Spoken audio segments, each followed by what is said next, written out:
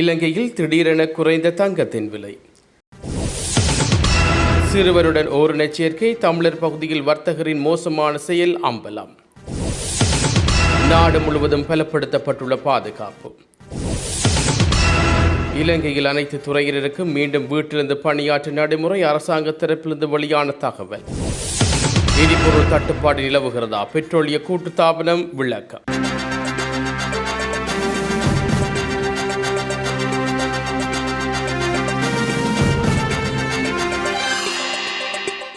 அம்பாறை கல்முனையில் 17 வயது சிறுவன் ஒருவருக்கு பணம் தருவதாக கூறி ஓரினச் சேர்க்கை மூலம் பாலியல் துஷ்பிரயோகத்துக்கு உட்படுத்திய குற்றச்சாட்டில் கைது செய்யப்பட்ட 56 வயதுடைய வர்த்தகரை எதிர்வரும் ஜூன் மாதம் 8ஆம் தேதி வரை 14 நாட்கள் விளக்குமறையில் வைக்குமாறு கல்முனை நீதிவான் நீதிமன்றம் உத்தரவு பிறப்பித்துள்ளது. அம்பாறை கல்முனை வர்த்தக நிலையம் ஒன்றில் நீண்ட காலமாக இத்தகைய சட்டவிரோத பாலியல் செயற்பாடுகள் இடம்பெற்று வருவதாகவும் கூறப்படுகிறது. இதனை அறிந்த 17 வயது மதிக்கத்தக்க இரு சிறுவர்கள் குறித்த வர்த்தக நிலையத்துக்கு சென்றுள்ளார்கள். இதன்போது அங்கு வந்த இரு சிறுவர்களையும் வரவேற்ற வர்த்தகர் ஓரினச் சேர்க்கையில் ஈடுபடுவதற்காக 10,000 ரூபாய் தருவதாக பேசி சிறுவர்களில் ஒருவரை பாலியல் செயற்பாட்டுக்கு ஈடுபடுத்தியுள்ளார். மற்ற சிறுவன் தனது நண்பர் பாலியல் துஷ்பிரயோகத்துக்கு உள்ளாக்கப்படும் காட்சிகளை வர்த்தகரின் கைத்தொலைபேசியிலேயே ரகசியமாக பதிவு செய்துள்ளார். பின்னர் ஏற்கனவே வர்த்தகர் தருவதாக ஒப்புக்கொண்ட 10,000 ரூபாய் பணத்தை வழங்க மறுத்ததால் ஆத்திரமடைந்த இரு சிறுவர்களும் காணொலி பதிவு செய்யப்பட்ட வர்த்தகரின் கைத்தொலைபேசியை வலுக்கட்டாயமாக பறித்துக் கொண்டு அங்கிருந்து தப்பிச் சென்றுள்ளார்கள். அது மட்டுமன்றி காணொலியை சமூக ஊடகங்களில் பதிவேற்றம் செய்யப்படுவதாக கூறி வர்த்தகரை அச்சிறுவர்கள் மிரட்டியுள்ளார்கள். இதனையடுத்து சுதாகரித்துக் கொண்ட 56 வயதுடைய திருமணமான வர்த்தகர் கடந்த மே மாதம் 6ஆம் தேதி கல்முனை தலைமையக போலீஸ் நிலையத்துக்கு சென்று வர்த்தக நிலையத்துக்கு வந்த இரு சிறுவர்கள் மேசிலிருந்து விலையுயர்ந்த கைத்தொலைபேசியை திருடிச் சென்று விட்டதாக முறைப்பாட்டில் தெரிவித்துள்ளார். வர்த்தகரின் முறைப்பாட்டின் அடிப்படையில் விசாரணைகளை ஆரம்பித்த போலீசார் அம்பாறை புறநகர் பகுதியில் வைத்து இரு சிறுவர்களையும் கைது செய்து போலீஸ் நிலையத்துக்கு அழைத்து வந்தார்கள். அங்கு அவர்களிடம் மேற்கொள்ளப்பட்ட தீவிர விசாரணைகளின் போது இந்த அதிர்ச்சியூட்டும் உண்மைகள் வெளிச்சத்துக்கு வந்துள்ளது. மே 21ஆம் தேதி இவ்வழக்கு கல்முனை நீதிமன்ற பதில் நீதிவான் முன்னிலையில் விசாரணைக்கு எடுத்துக் கொள்ளப்பட்டது. காணொலியை பார்வையிட்ட பதில் நீதிவான் பாதிக்கப்பட்ட சிறுவனை சட்ட வைத்திய அதிகாரி மருத்துவ பரிசோதனைக்கு உட்படுத்துமாறு உத்தரவு பிறப்பித்துள்ளார். முதன்மை சந்தேக நபரான வர்த்தகரை உடனடியாக கைது செய்யுமாறு கட்டளையிட்டு வழக்கை தள்ளி வைத்துள்ளார். இந்நிலையில் திங்கட்கிழமை வழக்கு கல்முனை நீதிவான் நீதிமன்றத்தில் சாஜித் முன்னிலையில் மீண்டும் விசாரணைக்கு எடுத்துக் கொள்ளப்பட்டது. இதன்போது தலைமறைவாக இந்த வர்த்தகர் 5 சட்டத்தரவுடன் நீதிமன்றத்தில் முன்னிலையாகியிருந்தார். நீதிமன்ற வளாகத்தில் வைத்து சந்தேக நபரான வர்த்தகரை போலீசார் முறைப்படி கைது செய்து போலீஸ் நிலையத்துக்கு அழைத்துச் சென்று வாக்குமூலங்களை பதிவு செய்தார்கள். பின்னர் மீண்டும் நீதிமன்றத்தில் ஆஜர்படுத்தப்பட்ட போது சந்தேக நபரை எதிர்வரும் ஜூன் மாதம் 8ஆம் தேதி வரை 14 நாட்கள் விளக்குமறியல் வைக்குமாறு நீதிவான் உத்தரவு பிறப்பித்துள்ளார்.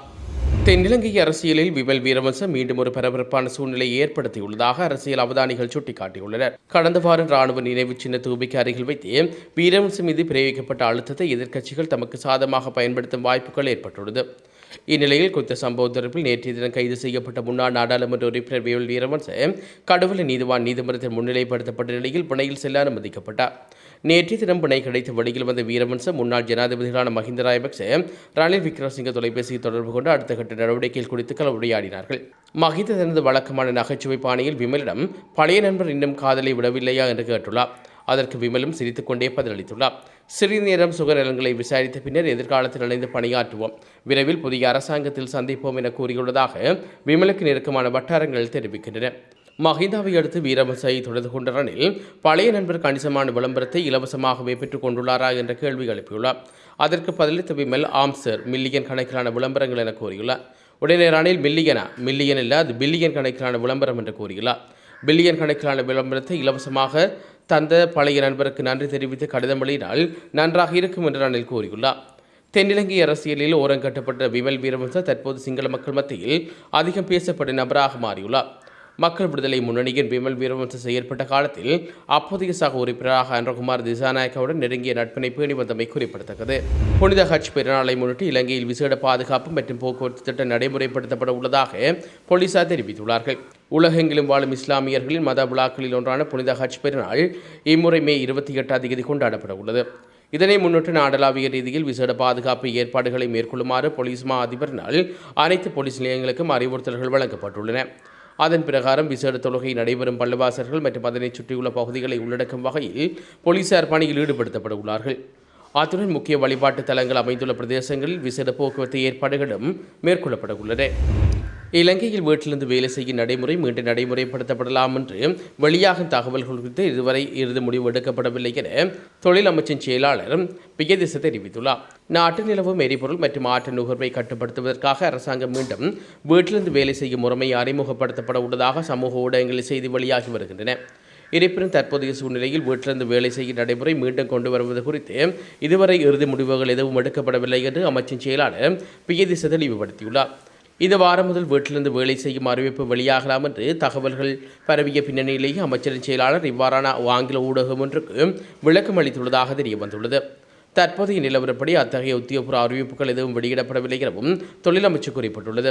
இருப்பினும் இலங்கையில் 4 நாள் வேலை வார முறையை அறிமுகப்படுத்துமாறு பல்வேறு தரப்பிலிருந்து கோரிக்கைகள் விடுவிக்கப்பட்டுள்ளதாக தெரிவிக்கப்படுகிறது.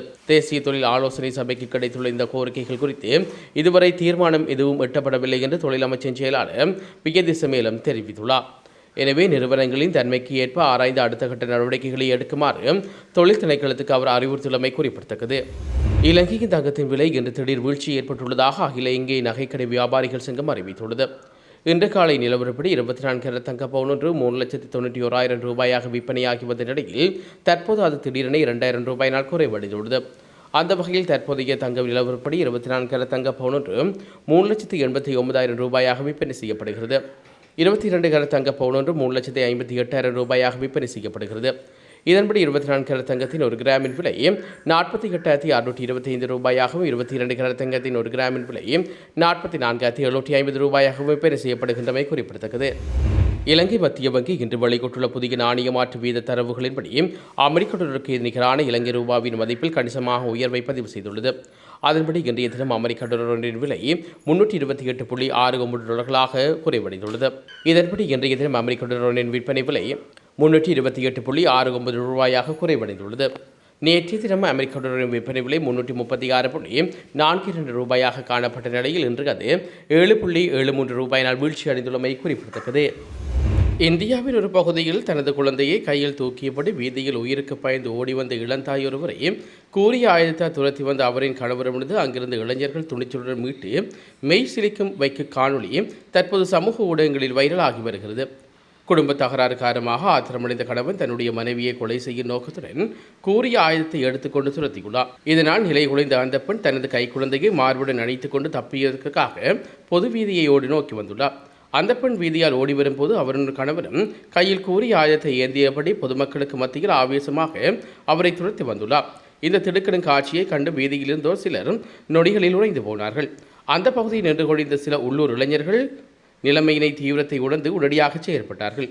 குழந்தையுடன் ஓடி வந்த பெண்ணை தங்களுக்கு பின்னால் பாதுகாப்புடன் நிறுத்திவிட்டு ஆயுதத்துடன் ஆக்ரோஷமாக வந்த கணவரை இடைமறித்ததுடன் கணவர் இளைஞர்கள் அனைவரும் ஒன்றிணைந்து அந்த நபரை சூழ்ந்து மறைத்து அவரிடமிருந்து கூறிய ஆயத்தை பறிமுதல் செய்ததோடு அவரை மேலே நகரவிடாமல் தடுத்து கட்டுப்பாட்டுக்குள் கொண்டு வந்தார்கள். இளைஞர்களின் இந்த துணிச்சலான தலையீட்டினால் அந்த இளம் தாயும் அவரது குழந்தையும் நூலளவில் பாரிய ஆபத்திலிருந்து காப்பாற்றப்பட்டுள்ளார்கள். டொலரின் பெறுமதியின் தாக்கத்தை கட்டுப்பாட்டுக்குள் கொண்டுவர அடுத்த சில நாட்களில் எரிபொருட்களின் விலை சற்று அதிகரிக்கப்பட வேண்டும் என பொருளாதார ஆய்வாளர்கள் நனநாத் பெர்னாண்டோ தெரிவித்துள்ளார்.